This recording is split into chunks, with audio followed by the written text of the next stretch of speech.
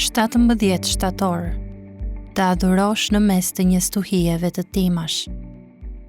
Sepse ashtu si rufeja që vetëtin nga njëri skaj i qiellit e ndrit e tjetri skaj i qiellit, kështu do të jetë edhe biri i njeriut në ditën e tij. Luka 17:24.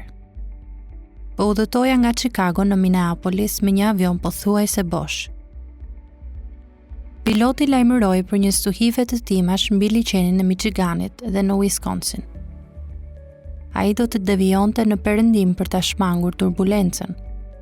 Ashtu i ulur, tek povështroja ngulta se rresirën totale në anën lindore të avionit, i gjithë qielli u ndriçua papritur nga drita, dhe një shtëllung resh të bardha ra 6 kilometra poshtë avionit dhe pastaj u zhduk. Një çast më pas, u shfaq një tunel gjigant dritë të bardhë nga veriu në jug, tej horizontit, dhe sërish u zhduk në errësirën totale. Shumë shpejt, vetëtimat u bën të rregullta, dhe dukej sikur vulkane drite shpërthenin nga humbëtirat e reve dhe nga pas reve në distancë, të cilat dukeshin si male të bardhë. I ulur në sediljen time, tundja kokën pothuaj në mosbesim.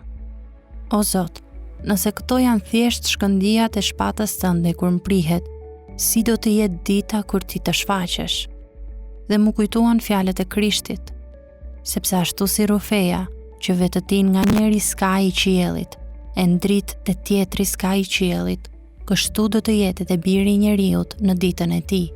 Luka 17:24. Edhe tani, kur e kujtoja të pamje, fjala lavdi më ngjall plot ndjenja.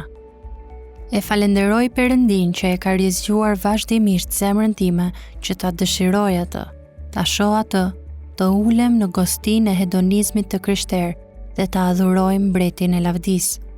Salla e banketit është shumë e madhe. Eja,